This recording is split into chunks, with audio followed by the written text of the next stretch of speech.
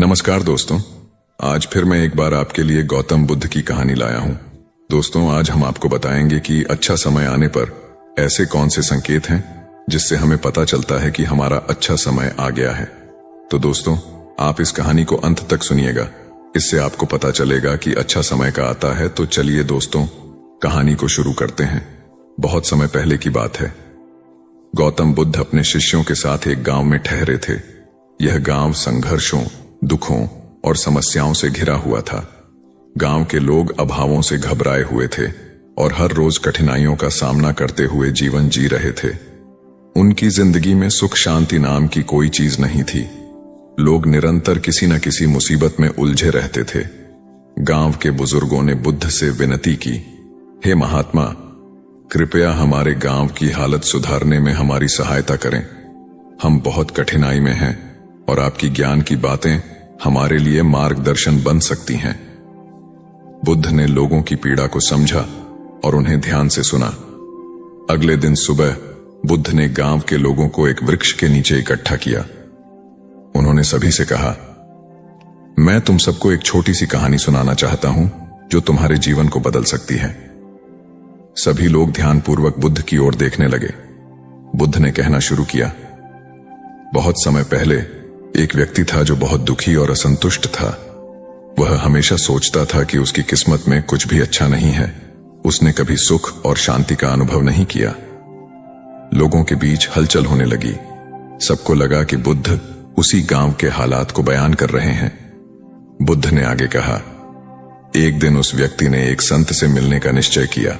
संत ने उसकी बातें सुनी और मुस्कुराते हुए कहा, मैं तुम्हें अच्छे समय की प्रतीक्षा का एक संकेत दूंगा जिसे तुम पहचानना सीखोगे। संत ने उसे एक बीज दिया और कहा, इस बीज को कहीं लगाकर हर रोज ध्यान से देखना। जब इसे देखोगे तो तुम्हें अपने भीतर कुछ संकेत मिलेंगे। वह व्यक्ति थोड़ा उलझा, परंतु संत पर विश्वास करते हुए उसने उस बीज को अपने आंगन में बो दिया। हर दिन वह बीज की ओर देखता, लेकिन उसे कोई बदलाव नजर नहीं आता। धीरे धीरे उसे थोड़ा हताशा होने लगी। वह सोचने लगा, क्या ये बीज कभी अंकुरित होगा? क्या मैं कभी अपने जीवन में बदलाव देख पाऊंगा? कुछ दिनों के बाद उस बीज से एक छोटी सी कौंपल फूट निकली। उसे देखकर व्यक्ति को थोड़ा आशा हुई। उसने रोज उस पौधे को देखा, उसे पानी दिया और देखभाल की। कुछ दिनों के बाद पौधा बड़ा होने लगा और उसकी हरी हरी पत्तियां निकल आईं। उस व्यक्ति को ऐसा लगा जैसे उसके जीवन में भी आशा की नई किरण फूट रही हो। बुद्ध ने कहा, उस पौधे का बढ़ना उस व्यक्ति के लिए एक संकेत था। उसे लगने लगा कि जिस प्रकार यह बीज अंकुरित हुआ और पौधा बन गया, उसी प्रकार उसका जीवन भी धीरे धीरे बदल रहा है। गांव के लोग ध्यानपूर्वक सुन रहे थे और उनकी आंखों में आशा की चमक दिखने लगी थी। बुद्ध ने आगे कहा, अच्छे समय के संकेत हम सभी के जीवन में होते हैं।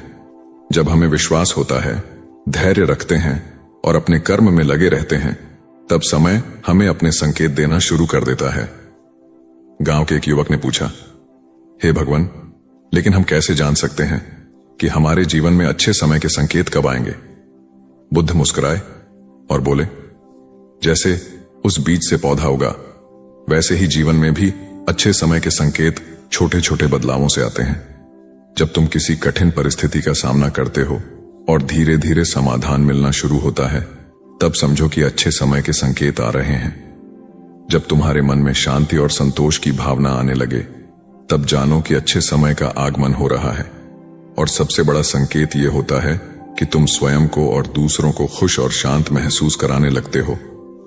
गांव के लोगों को यह समझ आ गया कि वे अपने जीवन में अच्छे समय की प्रतीक्षा तभी कर सकते हैं जब वे धैर्य पूर्वक कर्म करते रहें और अपने अंदर सकारात्मकता को बनाए रखें। गांव में एक नया जोश भर गया और लोग अपनी अपनी जिंदगी में धैर्य और आशा के साथ चलने लगे। गौतम बुद्ध ने गांव के लोगों को आशीर्वाद दिया और कहा, हमेशा याद रखना, अच्छे समय के संकेत तभी प्रकट होते हैं जब हम खुद पर और अपनी मेहनत पर विश्वास बनाए रखते हैं। जीवन में सब कुछ धीरे धीरे और समय के साथ ही बदलता है, इसलिए धैर्य रखो और प्रतीक्षा करते रहो। बुद्ध की यह कहानी गांव के लोगों के दिल में उतर गई। उन्होंने सीखा कि अच्छे समय की प्रतीक्षा में हर दिन थोड़ा थोड़ा प्रयास करना ही उन्हें उनके लक्ष्य की ओर ले जा सकता है।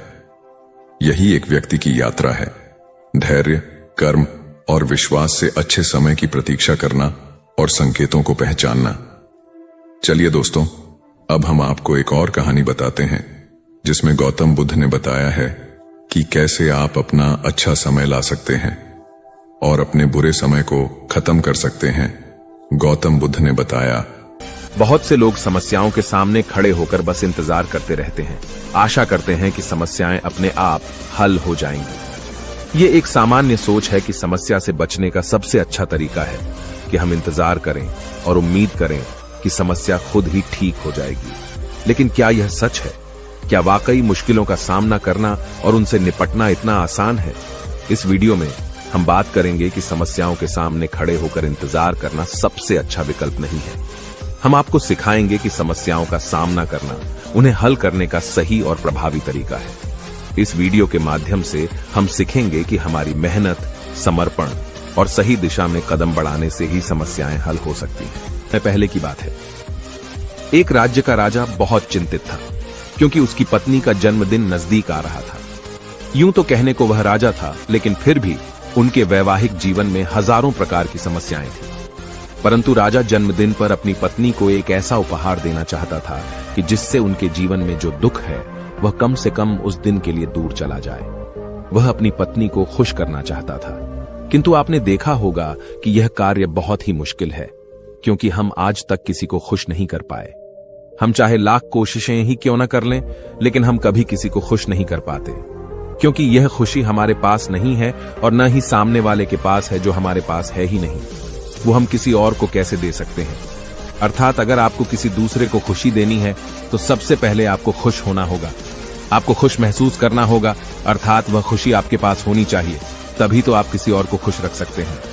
एक दिन राजा ने सभी दरबारियों को दरबार में उपस्थित होने का आदेश दिया और साथ ही सभी मंत्रीगण भी वहां पर उपस्थित थे। तभी राजा ने सभी से सुझाव मांगा कि आखिर वह किस प्रकार अपनी पत्नी को जन्मदिन पर खुश कर सकता है। आखिर वह उन्हें कैसा उपहार दे जिस कारण राजा की पत्नी खुश हो सके। वहां पर उपस्थित सभी लोग अपने मन की बातें राजा से बताते हैं, परंतु राजा को वहां पर उपस्थित किसी भी व्यक्ति का कोई सुझाव पसंद ही नहीं आया। एक दिन संध्या के वक्त राजा अपने रथ से कहीं जा रहा था। तभी रास्ते में उसने एक बहुत ही सुंदर मूर्ति देखी। वह मूर्ति बहुत ही सुंदर और आकर्षक थी। उसे देखकर ऐसा प्रतीत होता था मानो उस मूर्ति में जान हो।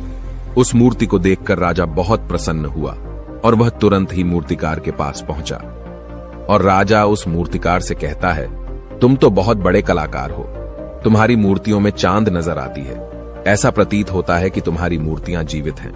हम तुम्हारी इन मूर्तियों को देखकर बहुत प्रसन्न हैं। हम चाहते हैं कि तुम्हारी सारी मूर्तियां हमारे दरबार में शामिल हों। यह सुनकर वह मूर्तिकार बहुत प्रसन्न हुआ, जैसे उसे कोई खजाना मिल गया हो। लेकिन तभी राजा ने उस मूर्तिकार से एक और बात कही, देखो, मैं चाहता हूं कि तुम मेरे दरबार में शामिल हो जाओ, किंतु उससे पहले तुम्हें हमारे लिए हमारी रानी की ऐसी मूर्ति बनानी होगी जिसे देखकर वह खुश हो जाए और अपने सारे दुख दर्द भूल जाए। और यदि तुम ऐसा न कर सके तो मैं तुम्हारा सर धड़ से अलग कर दूंगा। राजा के मुख से यह सुनकर मूर्तिकार घबरा गया, उसके पसीने छूट गए। वह राजा को मना भी कैसे करे, इसीलिए उसने न चाहते हुए भी राजा को स्वीकृति दे दी। राजा उस मूर्तिकार की बात सुनकर बहुत प्रसन्न हुआ और वो वापस महल लौट गया। लेकिन उधर दूसरी तरफ जो मूर्तिकार अब तक बहुत प्रसन्न था, जो अपने मन से मूर्तियां बनाया करता था, जो हमेशा खुश रहता था, अब वह दुखी हो गया था। वह गहरे दुख में चला गया था। वह डर के कारण रानी की मूर्तियां बनाना शुरू करता है, परंतु जो भी मूर्ति बनाता था उस मूर्ति को देखकर ऐसा प्रतीत होता था मानो वह मूर्ति बहुत दुखी है, उसे किसी प्रकार का कोई दुख है। एक के बाद एक उसने कई सारी मूर्तियां बना डाली, परंतु कोई भी मूर्ति ऐसी नहीं थी जिसे देखकर कोई भी खुश हो सके, जिसे देखकर यह प्रतीत हो कि मानो उस मूर्ति में जान है और वह मूर्ति देखकर कोई भी अपना दुख भूल जाए। और यह इस कारण हो रहा था क्योंकि मूर्तिकार भीतर से बहुत दुखी था, जो उसकी मूर्तियों के रूप में साफ और स्पष्ट नजर आ रहा था। राजा ने उस मूर्तिकार को 1 सप्ताह का समय दिया था, किंतु 4 दिन तो उसने यूं ही व्यर्थ कर दिए। अब उसके पास केवल 3 दिन का ही समय बचा था, जिसके बारे में सोच सोचकर उस मूर्तिकार का गला सूखा जा रहा था। डर के कारण अब उसके हाथ पैर भी काम करना बंद कर चुके थे। उसके हाथ से हथौड़ी और छीनी तक नहीं चल रही थी और उसे अपना भविष्य नजर आ रहा था। उसे नजर आ रहा था कि राजा उसे मृत्यु दंड दे रहा है। उसके बाद उसके परिवार का क्या होगा, उसके परिवार को कौन संभालेगा। यह सोच सोचकर उस मूर्तिकार का मन बैठा जा रहा था। तभी उसने एक योजना बनाई। वह अपने परिवार को साथ लेकर रात ही में गांव छोड़कर चला जाएगा। यह सोचकर वह तुरंत घर लौटा। उसने सारा सामान बांधा, अपनी पत्नी और अपने बच्चों को भी तैयार किया। वह जैसे ही घर से निकलने वाला था कि तभी उसने देखा कि राजा के सिपाही वहां पर तैनात है। यह देखकर वह मूर्तिकार और भी घबरा गया। वह समझ नहीं पा रहा था कि क्या करे। यदि वह यहां से भागने की कोशिश करता है और पकड़ा जाता है तो राजा उसके साथ साथ उसके परिवार को भी मृत्यु दंड दे देंगे। वह कुछ समझ नहीं पा रहा था। तभी वह जमीन पर बैठ गया और रोने लगा और अपनी पत्नी से कहता है, अब से तुम्हें बच्चों का ख्याल रखना होगा। मेरा और तुम्हारा साथ यहीं तक था, क्योंकि राजा ने जिस प्रकार की मूर्ति का मुझे आदेश दिया है, मैं उस प्रकार की मूर्ति नहीं बना पा रहा। जिस कारण राजा मुझे मृत्यु दंड दे देंगे, वह मेरा सर धड़ से अलग कर देंगे और उसके बाद तो तुम्हें ही बच्चों का ख्याल रखना होगा। इतना कहकर वो जोर जोर से फूट फूट कर रोने लगा। देखते ही देखते रात बीत गई और अगले दिन सुबह सुबह उस मूर्तिकार के दरवाजे पर एक गुरु भिक्षा मांगने आए। मूर्तिकार ने उन्हें भिक्षा लाकर दी तो मूर्तिकार बहुत परेशान लग रहा था, जिसे देखकर गुरुवर उस मूर्तिकार से कहते हैं, बेटा, हमारे जीवन में दुख और सुख तो आते ही रहते हैं। हमारे जीवन में दुख और समस्याएं तो होती ही हैं, किंतु इन सभी दुख और समस्याओं का समाधान और निवारण भी होता है, परंतु हम केवल दुख और समस्याएं ही देखते हैं। उन दुख और समस्याओं के छिपे निवारण और समाधान को हम कभी नहीं देख पाते। यदि तुम ध्यान से देखोगे तो हर समस्या का समाधान है और हर दुख का निवारण भी है। मैं यह अच्छी तरह जानता हूं कि तुम यहां से अपनी पत्नी और बच्चों को लेकर भाग जाना चाहते थे, किंतु ऐसा हो नहीं सका। उस मूर्तिकार ने जब गुरु के मुख से यह बातें सुनी तो वह उनके चरणों में जा गिरा और हाथ जोड़कर उन गुरुवर से कहता है, हे गुरुवर, आप ही बताइए मैं क्या करूं। राजा ने मुझे मूर्ति बनाने का आदेश दिया है, किंतु मैं चाहकर भी मूर्ति नहीं बना पा रहा, और यदि मैंने मूर्ति नहीं बनाई तो राजा मुझे मृत्यु दंड दे देंगे और उसके बाद मेरे परिवार का क्या होगा, उनका ख्याल कौन रखेगा। तभी गुरुवर उस मूर्तिकार से कहते हैं, बेटा, आंख बंद कर लेने से कुछ नहीं होने वाला, क्योंकि दुख और समस्याएं तो वहीं की वहीं खड़ी रहती हैं। ध्यान देने और कर्म करने से सब कुछ बदल जाता है। यदि तुम केवल आंखें बंद करके यह सोचोगे कि तुम्हारी समस्याएं चली जाएंगी तो ऐसा कभी नहीं होगा। इतना कहकर उन गुरुवर ने उस मूर्तिकार के कानों में कुछ कहा और उसके बाद वह वहां से चले गए। उन गुरु के वहां से चले जाने के बाद वह मूर्तिकार महल गया, जिसे देखकर राजा उस मूर्तिकार से कहता है, लगता है तुमने समय से पहले ही एक अद्भुत मूर्ति तैयार कर ली है। बताओ वो मूर्ति कहां है, मैं भी उसे देखना चाहता हूं। इस पर मूर्तिकार जवाब देते हुए कहता है, महाराज, अभी तक मैंने मूर्ति तैयार नहीं की है, परंतु आपके दिए हुए समय पर मैं अवश्य ही वह अद्भुत मूर्ति तैयार कर लूंगा। लेकिन उससे पहले मेरा एक बार महारानी से मिलना बहुत आवश्यक है, अन्यथा वह अद्भुत मूर्ति तैयार नहीं हो पाएगी। राजा ने उस मूर्तिकार की सारी बातें ध्यानपूर्वक सुनी और उसके बाद राजा ने मूर्तिकार को महारानी से मिलवाया। मूर्तिकार महारानी से मिलने के बाद महारानी से प्रश्न करते हुए कहता है, महारानी जी, किसी भी औरत के जीवन का सबसे बड़ा दुख क्या हो सकता है। इस पर महारानी जवाब देते हुए उस मूर्तिकार से कहती है, किसी औरत का मानव बन पाना उसका सबसे बड़ा दुख है। तभी वह मूर्तिकार महारानी से एक और प्रश्न करते हुए कहता है, महारानी जी, किसी औरत के जीवन का सबसे बड़ा सुख क्या है।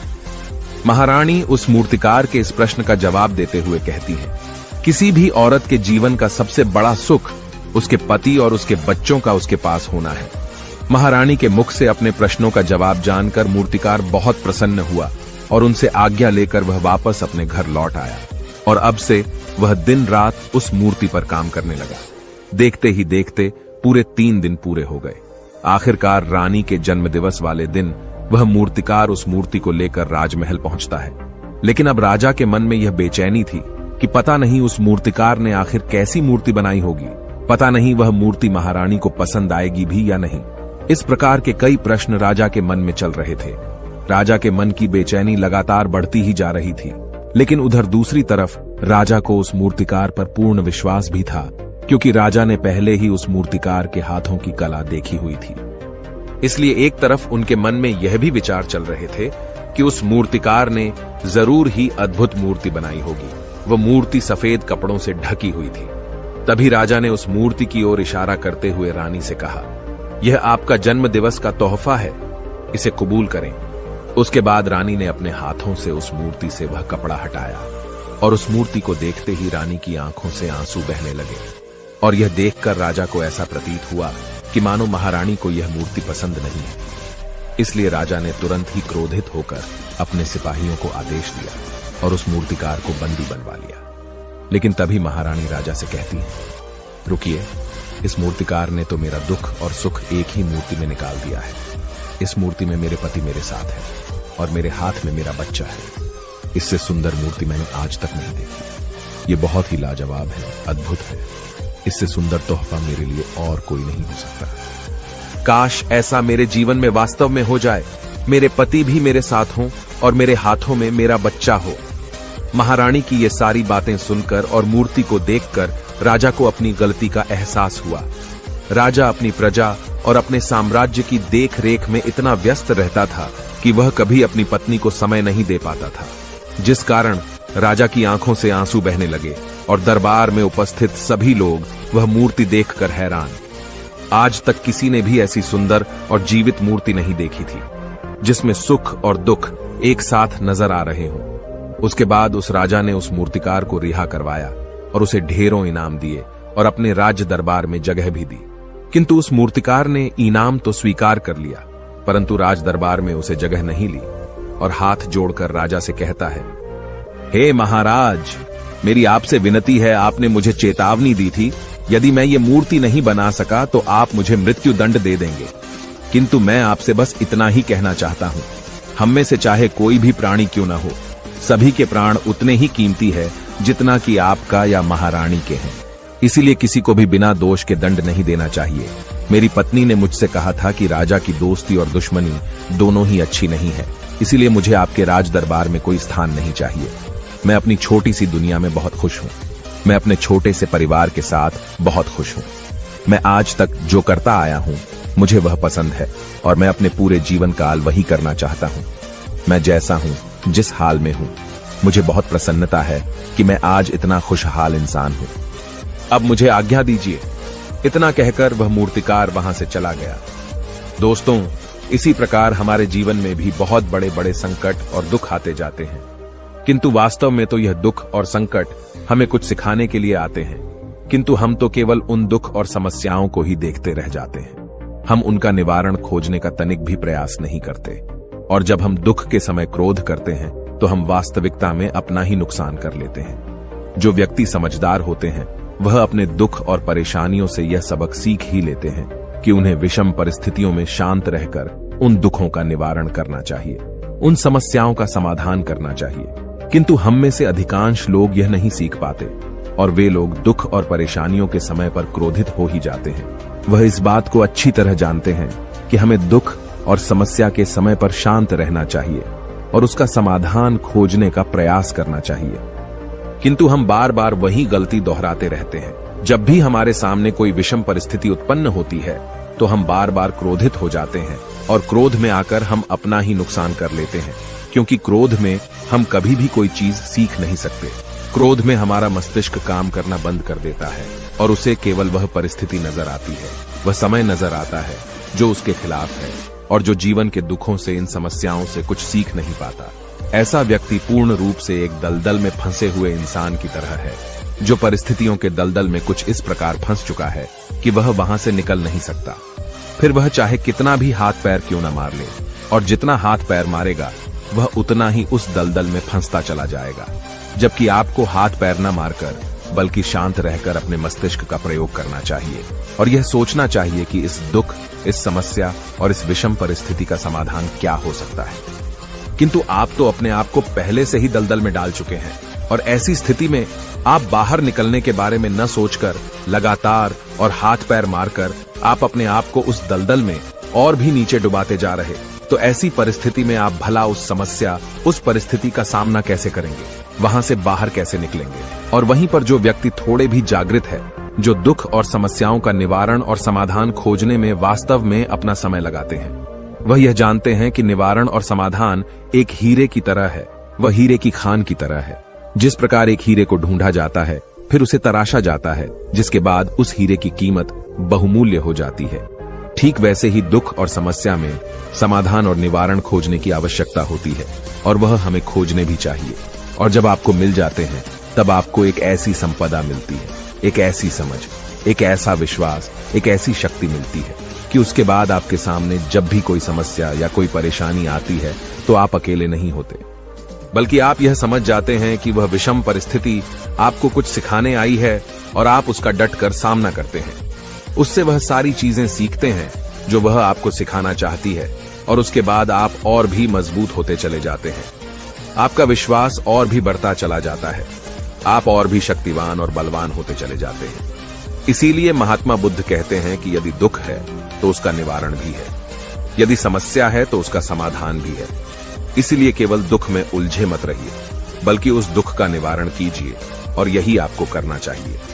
केवल हाथ पर हाथ धरे बैठे रहने से या फिर यूं ही समय को व्यर्थ गंवाने से आपको कभी भी उसका निवारण नहीं मिलेगा, बल्कि जितना आप उस दुख और समस्या से अपनी जान छुड़ाकर भागने की कोशिश करेंगे, उतनी ही तीव्रता से आपके पीछे भागेगी। और जैसे जैसे समय बीतता जाएगा, वह दुख और समस्या और भी विकराल रूप ले लेगी, और तब उसका सामना करना और भी मुश्किल हो जाएगा। इसलिए यदि कोई दुख और समस्या अभी आपके सामने है, तो उसे लड़िए, डटकर सामना कीजिए, उससे सीखिए और निवारण कीजिए।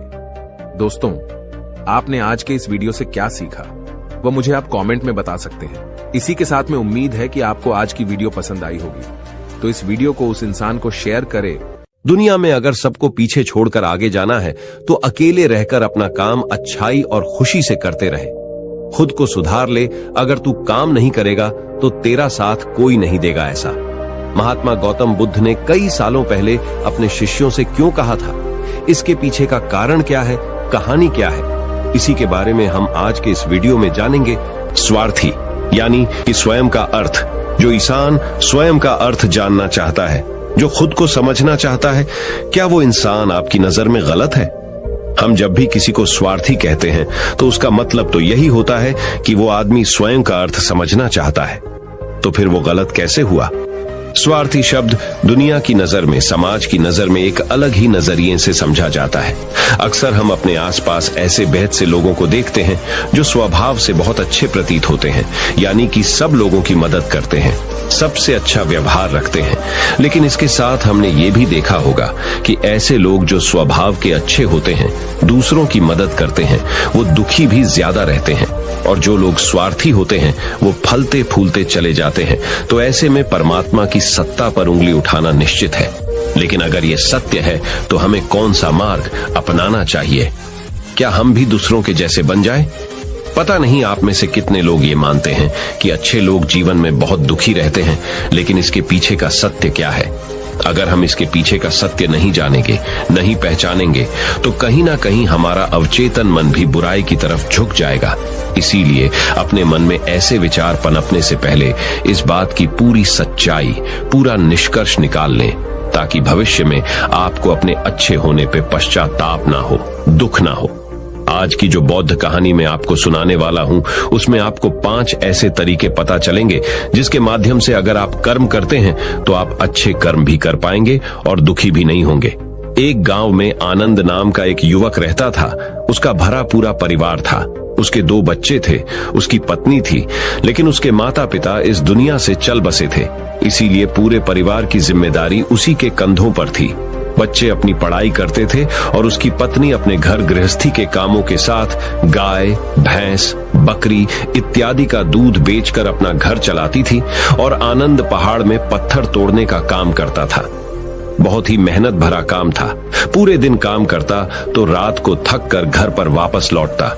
लेकिन इतनी मेहनत करने के बाद भी अगर आनंद को गांव का कोई भी आदमी मदद के लिए बुलाता, तो आनंद कभी भी मना नहीं करता था।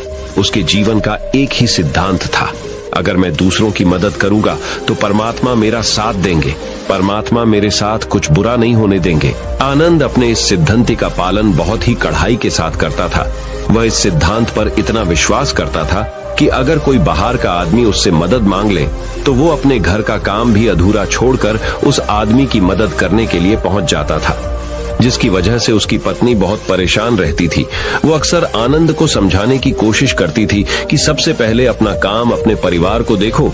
2 बच्चे हैं हमारे और फिर भी तुम दूसरों के काम करने में लगे रहते हो। अरे अपने घर को तो संभालो। अपना घर संभाल नहीं रहा, दूसरों की मदद करने चले हैं। और जब ऐसी ऐसी बातें आनंद के कानों में पड़ती तो उसके हृदय में कांटा चुभने लगता था और उन दोनों में लड़ाई झगड़ा शुरू हो जाता था। अक्सर उनके लड़ाई झगड़े का यही सबसे बड़ा कारण होता था। लेकिन ना तो आनंद अपने आप को बदल पाया और ना ही उसकी पत्नी ने उसको समझाना कभी बंद किया। इसी वजह से आए दिन उनके घर में क्लेश होता रहता था।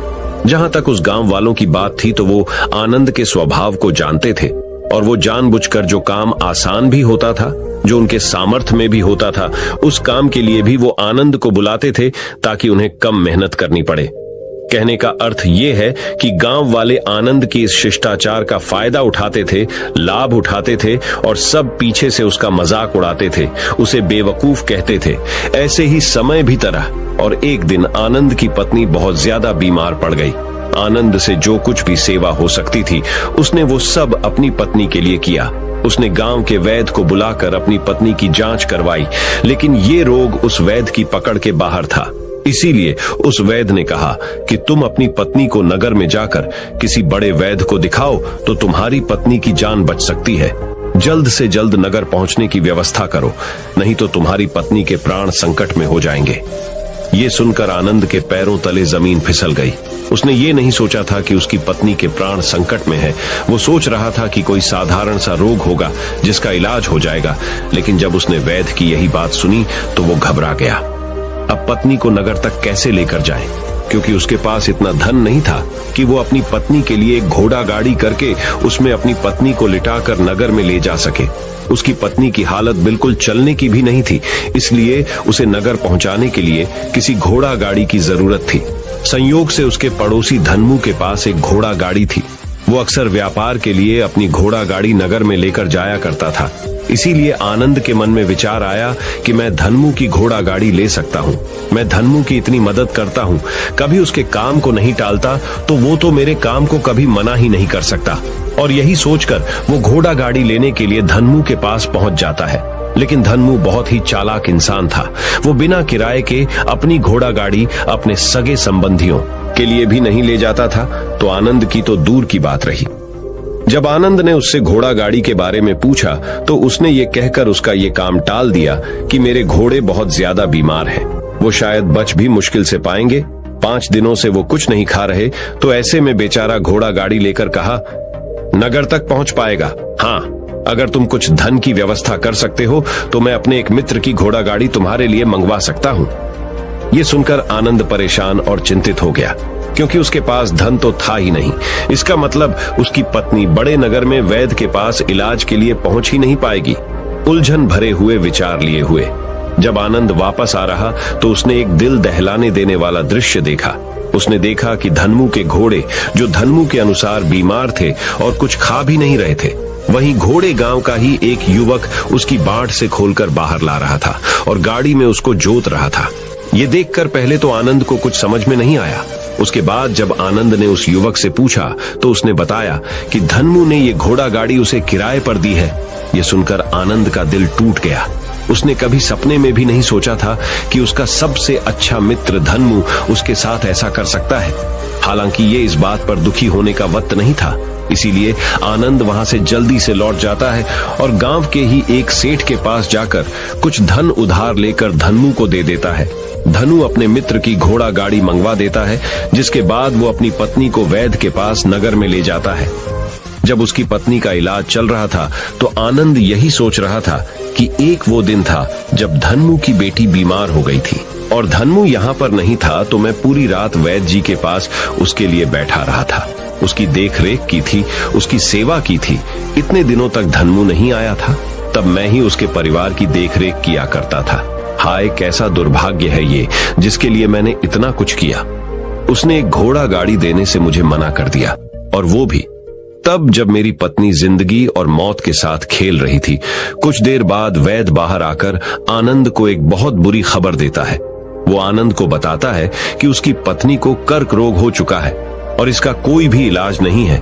उसके पास कुछ समय ही शेष बचा है। ये सुनकर आनंद दुखी होकर वहीं जमीन पर बैठ गया। उसकी पूरी दुनिया उजड़ने वाली थी और उसे कोई रास्ता नजर नहीं आ रहा था। कुछ समय बाद उसकी पत्नी चल बसी और अब दोनों बच्चों की जिम्मेदारी उसके कंधों पर आ गई थी।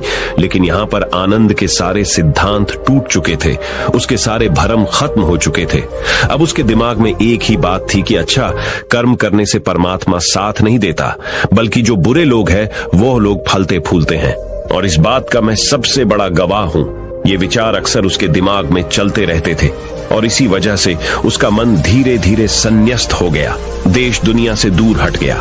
और एक दिन ऐसा भी आया जब वो अपने बच्चों को अपने रिश्तेदारों के पास छोड़कर इस देश दुनिया को त्याग कर एक सन्यासी बनने के लिए घर से निकल पड़ा। उसने गांव में किसी को कुछ नहीं बताया। किसी को नहीं पता था कि आनंद अचानक कहां गायब हो गया। सन्यास की दीक्षा लेने के लिए वो एक बौद्ध भिक्षु के पास पहुंचता है। बौद्ध भिक्षु उस समय ध्यान में बैठे हुए थे। ध्यान से बाहर आने के बाद वो बड़े ध्यान से आनंद के चेहरे को देखते हैं और उससे सन्यासी बनने का कारण पूछते हैं। इस पर आनंद उन्हें अपनी पूरी आप बीती सुना देता है और कहता है कि हे महात्मा, इस दुनिया से मुझे कुछ भी हासिल नहीं हुआ। मेरा मन इस दुनिया से विरक्त हो चुका है। जब अपने दोस्तों ने ही मेरा साथ नहीं दिया तो इस दुनिया में रहने का क्या मतलब, और इसी वजह से मैं सन्यासी बनना चाहता हूँ। ये सुनने के बाद बौद्ध भिक्षु ने उपदेश देना शुरू किया। उन्होंने कहा कि याद रखना बेटा, जीवन से विरक्त होकर सन्यासी बनना तुम्हें परम सुख तक कभी नहीं पहुंचा सकता, परमानंद तक कभी नहीं पहुंचा सकता। तुम दुनिया से आपने मन पर एक बोझ लेकर विरक्त हुए हो। तुम दुनिया से परमात्मा की खोज करने के लिए विरक्त नहीं हुए हो। इस भ्रम में कभी मत रहना तुम संसार से विरक्त हुए हो, क्योंकि संसार ने तुम्हें धोखा दिया, ऐसा तुम्हें लगता है। इसीलिए तुम परमात्मा पे कभी विश्वास नहीं कर पाओगे और ना ही उन पर अपनी पूर्ण आस्था बना पाओगे। इसीलिए सन्यासी होने का भी तुम पूरा लाभ कभी नहीं उठा पाओगे। सन्यासी होने का लाभ तब मिलता है जब हमारी प्रभु में, परमेश्वर में, परमात्मा में पूर्ण आस्था बन जाती है। मैं तुमसे पूछता हूँ, या तुम्हारी आस्था परमात्मा में है? ये सुनकर आनंद कहता है कि हे महात्मा, मैं तो दुनिया देखकर आया हूँ कि जो बुरे कर्म करता है वो फलता फूलता है, और जो अच्छा काम करता है उसे कुछ भी नहीं देता। परमात्मा उसे दुखी दुख देता है। इसीलिए मैं परमात्मा पर अपनी पूर्ण आस्था कैसे बना सकता हूँ? ये सुनकर उस बौद्ध भिक्षु ने कहा कि यही तो मैं तुम्हें समझाना चाहता हूँ कि तुम पूरी ऊर्जा अपनी सन्यासी जीवन में लगाओ और उसके बाद भी तुम्हें फल प्राप्त ना हो तो तुम्हें कैसा लगेगा। इसीलिए किसी की भी मदद करने के लिए मैं 5 सिद्धांत तुम्हें बताता हूँ। ये 5 सिद्धांत समझकर संसार में वापस लौट जाओ और संसार में एक ग्रस्त जीवन जियो। उसके बाद ही सन्यासी जीवन का उदय होता है। जब हम अपने ग्रस्त जीवन को पूर्ण रूप से समझ लेते हैं और अपनी जिम्मेदारियों का निर्वाह कर देते हैं। ये कहकर बौद्ध भिक्षु ने कहना शुरू किया कि जब भी तुम किसी की सहायता करते हो, किसी की मदद करते हो, तो उसमें सबसे पहली बात, सबसे पहला सिद्धांत जो ध्यान में रखने का होता है वो होता है कि किसी की मदद करते वक्त, किसी की सहायता करते वक्त कभी भी उससे उम्मीद मत रखना।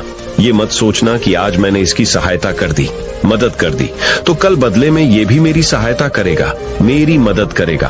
अगर तुम ऐसा सोचोगे तो तुम्हें जीवन में दुखों का सामना करना ही पड़ेगा, क्योंकि एक नहीं तो दूसरा, या दूसरा नहीं तो तीसरा, कोई ना कोई तुम्हारी उम्मीद जरूर तोड़ेगा। और वास्तविकता में वो मदद या वो सहायता नहीं होती, वो हमारे लालच का ही एक रूप होता है। हम उसकी सहायता या मदद निर्भर तरीके से नहीं कर रहे हैं। हमारे मन में लालच का भाव है, हमारे मन में बदले का भाव है। हम ये सोचकर मदद करते हैं कि इसकी मदद कर देता हूं तो कल ये मेरा भी मदद करेगा, और यही लालच हमें अक्सर उन लोगों की मदद करने पर विवश करता है जो किसी न किसी रूप में धनवान होते हैं, क्योंकि हमें लगता है कि कल ये आदमी धन के द्वारा मेरी मदद कर सकता है। और इसीलिए जिस इंसान को वास्तविकता में मदद की आवश्यकता है, हो सकता है वो गरीब हो, लेकिन हमारा मन अपने लालच के वशीभूत होकर उसकी मदद कभी नहीं करेगा। इसीलिए किसी की मदद और किसी की सहायता करने के अपने विचार को विस्तार दो।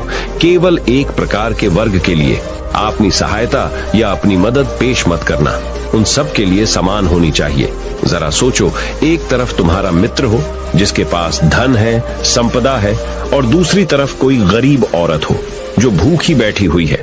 तुम्हारा दोस्त तुमसे कहता है कि यार आज तो खाने के लिए अच्छे अच्छे पकवान मंगवा लो बाजार से, और दूसरी तरफ वो औरत तुमसे 2 सूखी रोटी मांग रही है, तो तुम किसकी मदद करोगे? कौन मदद का हकदार सबसे पहले है? सबसे पहले हमारा कर्तव्य बनता है कि उस औरत की भूख मिटाए, लेकिन अक्सर इंसान ऐसे नहीं सोचता। वो अपने दोस्त को तो खिला देगा, उसको तो बाजार से बहुत महंगी वस्तु मंगा के दे देगा, लेकिन किसी गरीब को उसकी भूख मिटाने के लिए पैसा या धन नहीं देगा। दूसरी बात जो ख्याल में रखने की है वो ये कि सहायता करते वक्त हमारा लालच कभी भी उसके साथ नहीं जुड़ना चाहिए।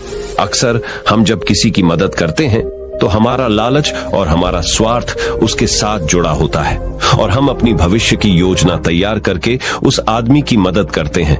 हम ये सोचते हैं कि अगर मैं इसका ये काम करेगा तो भविष्य में ये आदमी मेरा वो काम पूरा कर देगा, और वो सहायता, वो मदद बिल्कुल भी परमात्मा के द्वार को नहीं खटखटाती, क्योंकि वो लालच है। आप अपने आप को धोखा देने के लिए अपने लालच को एक सहायता, एक मदद का रूप दे रहे हैं। तीसरी बात जो ख्याल रखने की है वो ये कि अपने सामर्थ्य के हिसाब से दूसरे की मदद करो। कभी भी एक ग्रस्त आदमी को किसी की इतनी सहायता नहीं करनी चाहिए जिससे कि उसका परिवार और उसके बच्चे कष्ट में जीवन बिताएं।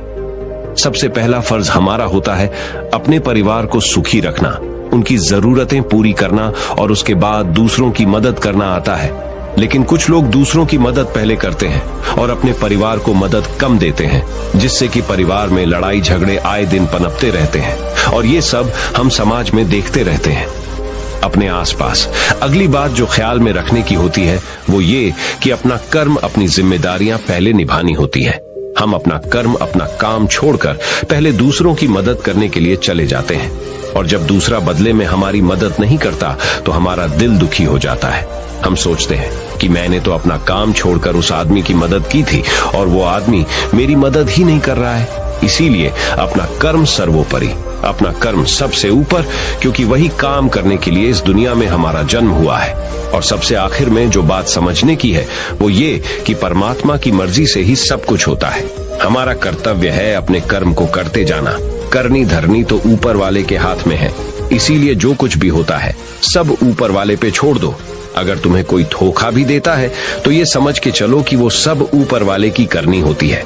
आप ये मान के चलो कि मैं करता नहीं हूँ, मैं तो एक माध्यम हूँ, करवाने वाला तो वो है, उसके सामने किसकी मर्जी चली। जब ये आस्था, ये विश्वास हमारे मन में पनपने लगता है तो हमारी सारी शिकायतें दूर हो जाती हैं, क्योंकि इस दुनिया में जो भी होता है अच्छे के लिए होता है, जो भी हो रहा है अच्छे के लिए हो रहा है, और जो भी होगा अच्छा ही होगा।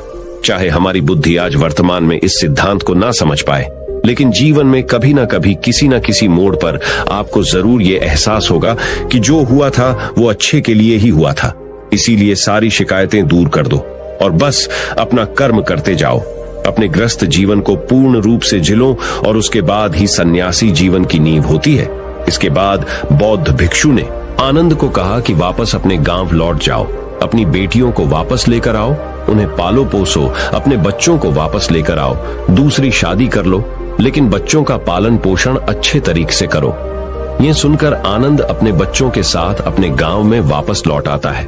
गांव में किसी को खबर नहीं थी कि आनंद कहां पर गया हुआ था और वो क्या ज्ञान लेकर वापस लौटा है, लेकिन अगले दिन सुबह सुबह गांव वालों ने आनंद के चेहरे पर एक अलग ही चमक, एक अलग ही आभा पाई। तो इस कहानी से हमें यह सीख मिलती है कि दूसरों के पीछे भागने से अच्छा है अकेले रहकर अपने आप को सुधारो और अपनों का काम बड़े ही खुशी से करो, और शांत रहकर अपने आप की दिमाग की मनस्थिति को सुधारो। तो अब हम आपको बताएंगे कि शांत रहने के क्या क्या फायदे हैं। तो चलिए शुरुआत करते हैं। हर तरफ शोर शराबे और भाग दौड़ के बीच खामोशी की अपनी अलग ही खासियत है। आपने कई कविताओं में भी पढ़ा होगा कि मौन रहकर एक दूसरे की बात को समझना सबसे सुंदर संवाद है। लेकिन क्या आप ये जानते हैं कि चुप रहने के अपने शारीरिक और मानसिक फायदे भी हैं? विशेषज्ञ मानते हैं जबकि मौन यानी शांत रहने से व्यक्ति अधिक दिमागदार और उत्पादक बनने की ओर अग्रसर होता है। इससे उसके मानसिक और शारीरिक स्वास्थ्य दोनों में सुधार हो सकता है। मौन धारण करने का महत्व आज हम जिस युग में जी रहे हैं उसमें टेक्नोलॉजी एक महत्वपूर्ण भूमिका निभाती है। जहां लोग एकांत की खोज में लगे रहते, वो खुद को इन्हीं टेक्नोलॉजी को कहीं गुम कर देते हैं। लेकिन मौन को मन में बैठाने की दिशा में पहला कदम यह है कि आप अपने मानसिक स्वास्थ्य को अन्य सभी पहलुओं से बढ़कर समझें और फिर उन तकनीकों को शामिल करने का सचेत प्रयास करें जो आपको मौन रहने की आत्मीय उदारता और शक्ति का अनुभव करने की अनुमति दे। गाड़ियों के बेतहाशय हॉर्न से लेकर आसपास बजने वाले म्यूजिक, ऑन डिमांड शो और लोगों की छटर-पटर से लेकर आपकी बिल्डिंग के ऊपर से उड़ते हुए हवाई जहाज की आवाज तक, हर तरफ एक घना शोर है जिसमें दूसरों की तो क्या, कभी कभी खुद की भी आवाज नहीं सुन पाते। आपके अंतर्मन की आवाज, जिसे सुनने से आपके जीवन की आधी परेशानी का समाधान मिल सकता है। वैज्ञानिक प्रमाणों के अनुसार यह हमारे स्वास्थ्य के लिए बहुत अच्छी बात है लेकिन शांत रहना ब्लड प्रेशर कम कर सकता है, एकाग्रता और ध्यान में सुधार ला सकता है, परेशान करने वाले विचारों को शांत कर सकता है, मस्तिष्क के विकास को बढ़ावा दे सकता है, कोर्टिसोल को कम कर सकता है, अंदर की रचनात्मकता को बढ़ावा मिलता है, अच्छी नींद को बढ़ावा मिलता है, दिमागी रूप से स्वस्थ महसूस कर सकते हैं। हालांकि यहां मौन रहने का मतलब परेशानी में भी चुप्पी साधे रहने से नहीं है, बल्कि अनावश्यक किसी भी शोर से दूर रहने और ध्वनि प्रदूषण से बचना है। मौन रहते हुए धीरे धीरे गहरी सांस लेने से और भी फायदे मिल सकते हैं। चुप रहना है। अनेक समस्याओं का हल, तनाव घटाने और एकाग्रता बढ़ाने के लिए हम आपको अब 9 फायदे बनाएंगे। मेडिटेशन और ध्यान लगाना खुद को शांत करने और तनाव घटाने का एक बेहतरीन तरीका है। आपने ध्यान दिया होगा कि हर धर्म और संस्कृति में शांत और मौन रहने को महत्व दिया गया है। चाहे आप इसे धार्मिक नाम दें या जीने का एक तरीका माने, लेकिन दिन भर में कुछ समय तक शांत रहना आपके स्वास्थ्य के लिए बहुत फायदेमंद साबित होता है। कई साइकोलॉजिस्ट भी कॉन्फिडेंस बढ़ाने, कंसंट्रेशन बढ़ाने, मन की शांति और पॉजिटिव थिंकिंग के लिए कुछ मिनट मौन धारण करने की सलाह देते हैं। जब हम कुछ समय मौन या चुप रहते हैं तो हमें खुद से बात करने का मौका मिलता है।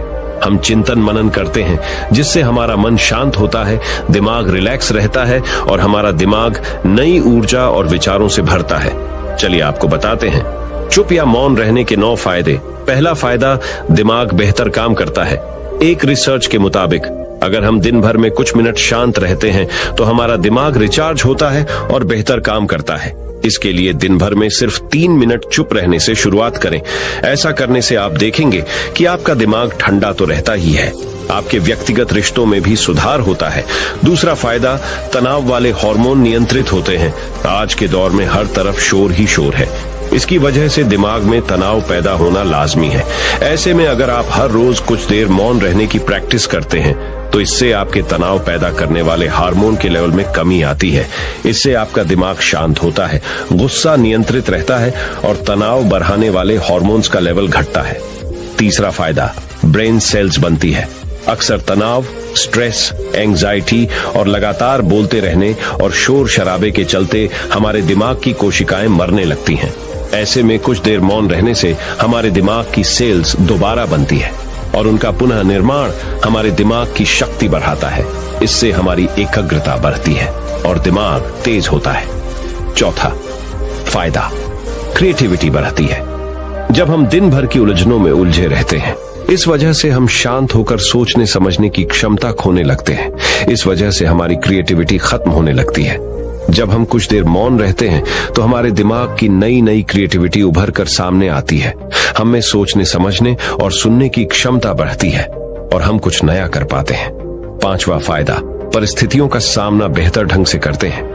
एक रिसर्च में पाया गया है कि जो लोग मौन रहने की आदत डालते हैं वो मुश्किल और तनावपूर्ण परिस्थितियों से बेहतर ढंग से निकल पाने में सक्षम होते हैं। इसकी वजह यह है कि मुश्किल परिस्थिति में वो अपना आपा नहीं खोते और लॉजिक के साथ सोचने की काबिलियत रखते हैं। इस कारण वो परिस्थितियों का बेहतर सामना कर पाते हैं। छठा फायदा दिमाग के लिए है ये एक्सरसाइज।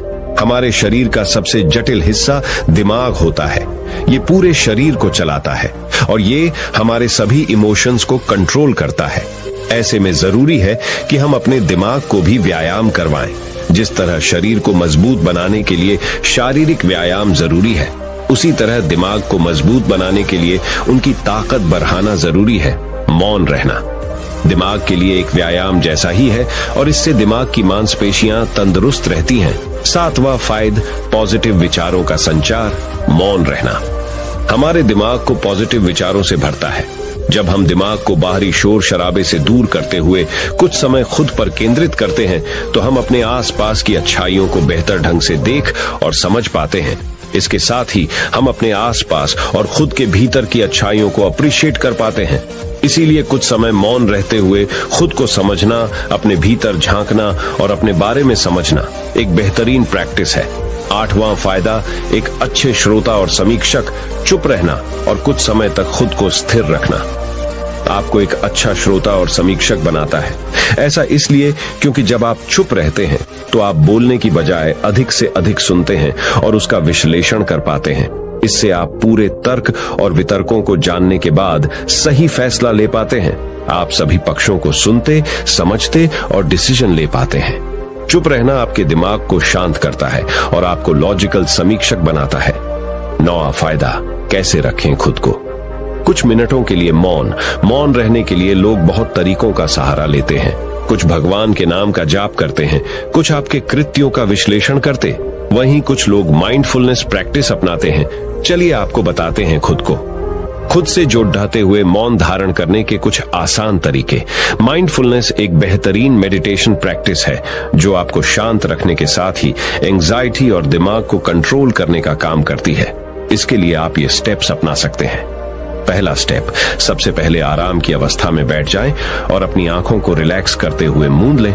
दूसरा स्टेप, अब अपनी सांसों पर पूरा ध्यान केंद्रित करें। अपनी सांस के उठने और गिरने की गति पर ध्यान दें और अपना दिमाग बाहरी शोर से दूर सिर्फ और सिर्फ अपनी सांसों पर केंद्रित करें।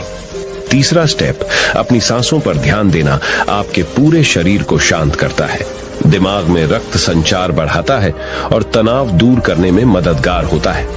चौथा स्टेप, खुद को शांत करते हुए अपने पूरे शरीर को अंदर ही अंदर स्कैन करना भी फायदेमंद साबित होता है।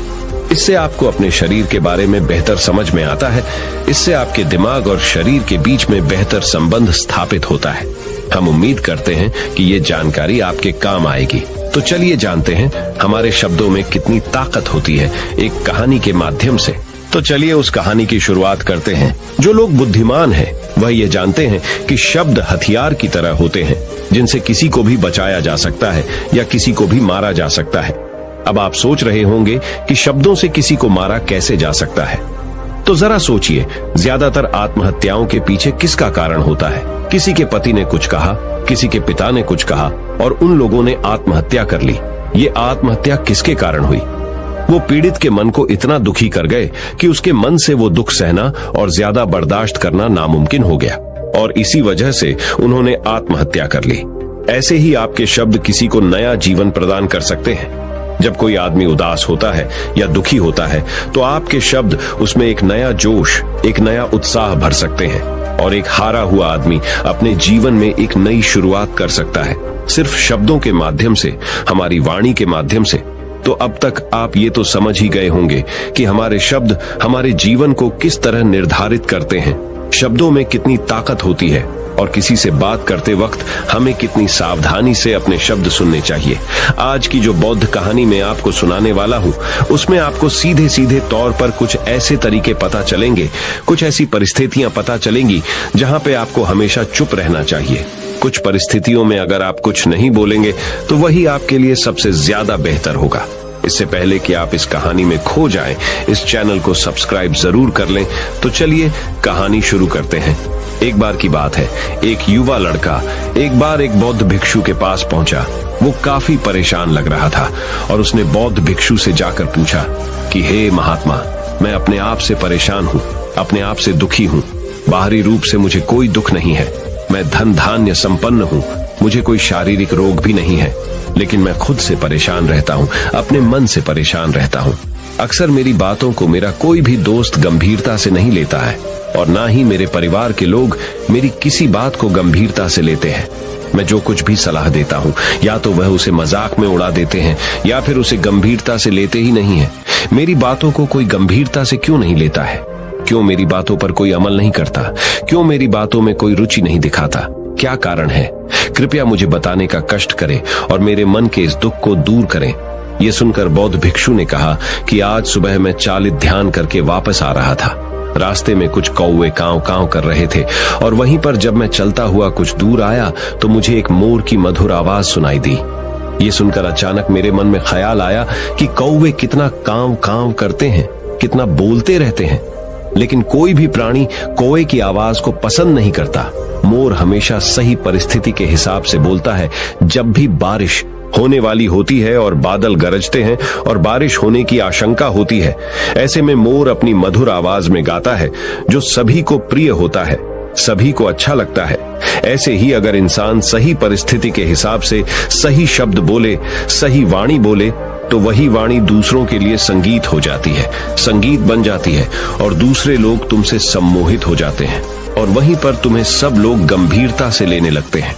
और दूसरी तरफ अगर तुम यूं ही बेफिजूल ऐसे ही बोलते रहते हो, बिना किसी बात के बोले चले जाते हो, तो फिर तुम्हें कोई गंभीरता से नहीं लेता।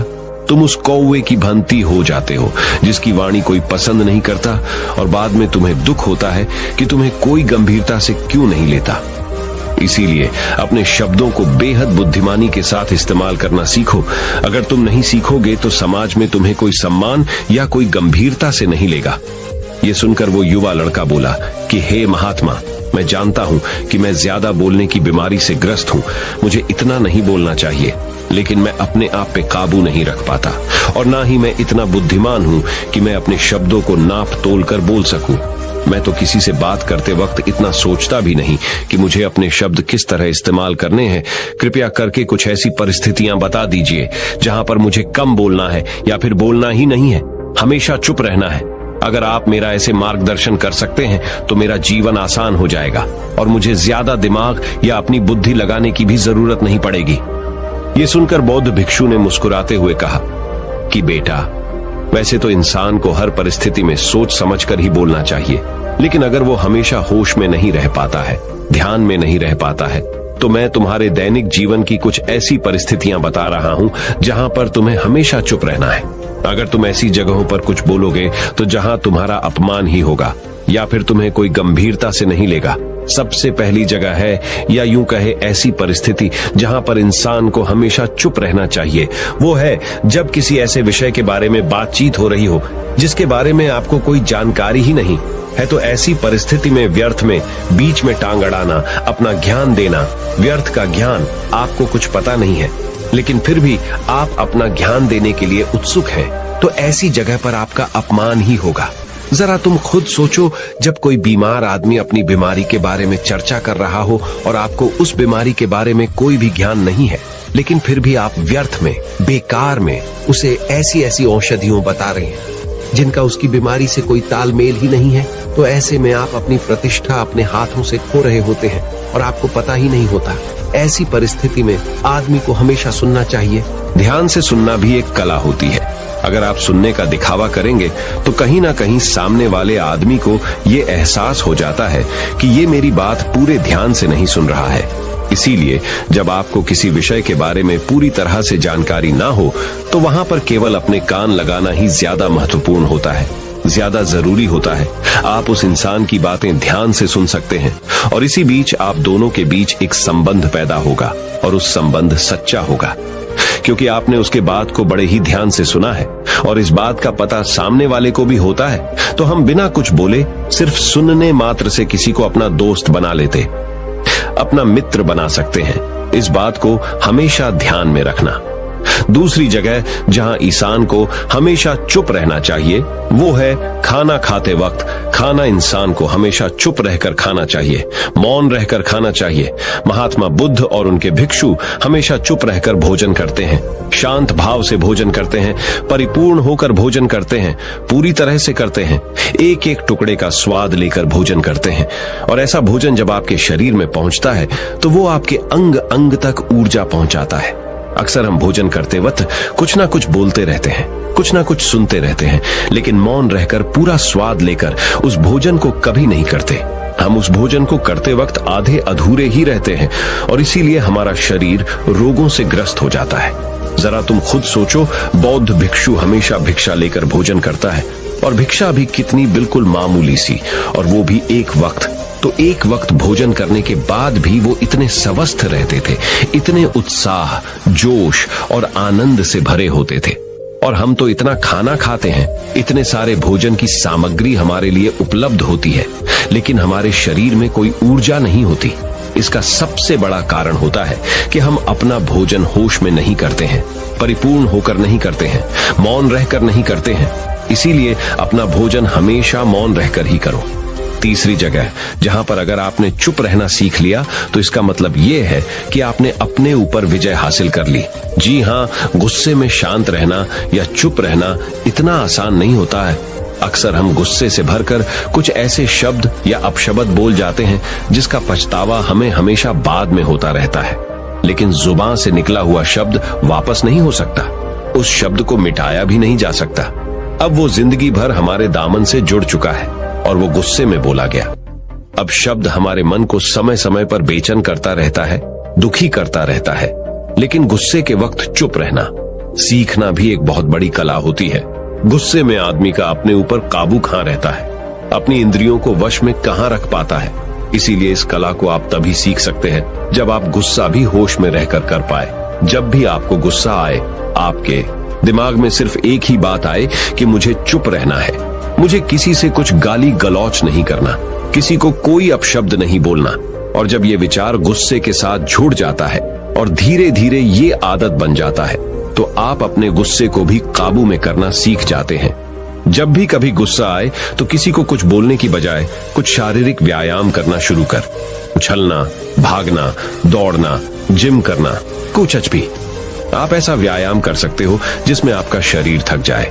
आप पाएंगे कि जब आपका शरीर थक जाता है तो आपका मन भी शांत हो जाता है। आपने उस गुस्से की ऊर्जा को एक सकारात्मक रूप दे दिया।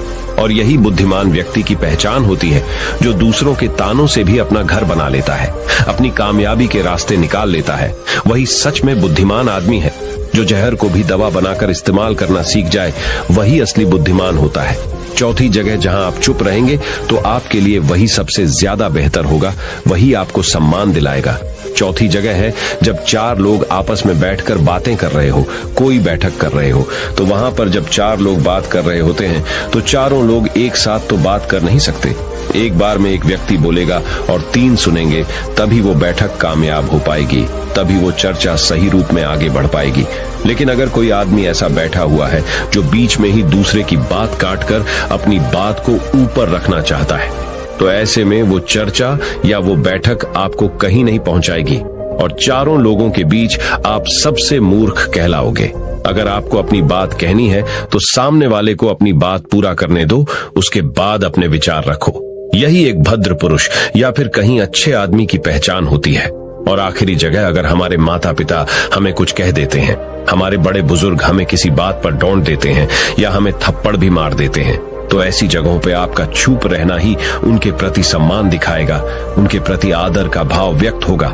अगर आप उनके सामने उनका विरोध कर देते हैं, उनका प्रतिरोध कर देते हैं, तो वो गुस्सा तो थोड़ी देर बाद शांत हो जाएगा, लेकिन वो कही गई बात, वो विरोध किया हुआ शब्द या फिर कुछ भी उल्टा सीधा हमेशा आपके मन को सताएगा और आपके माता पिता को हमेशा यही लगेगा कि आज ये हमारी इज्जत नहीं करता, आज ही हमारी बात नहीं मानता, क्योंकि ये कमाने लग गया है, ये बड़ा आदमी बन गया है। ऐसी ऐसी बातें उठेंगी, ऐसे ऐसे तंज कसे जाएंगे।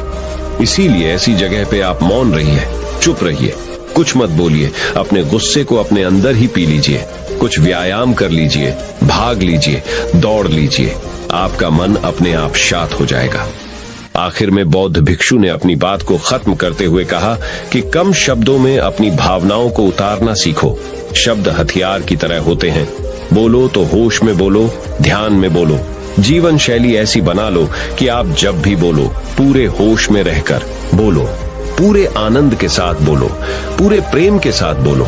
ऐसी वाणी बोलो जो दूसरे के दिल को ठंडक पहुंचाती हो, दूसरे के मन को भी शांत कर देती हो, और वो तभी संभव है जब आप प्रतिपल होश में रहकर बोले।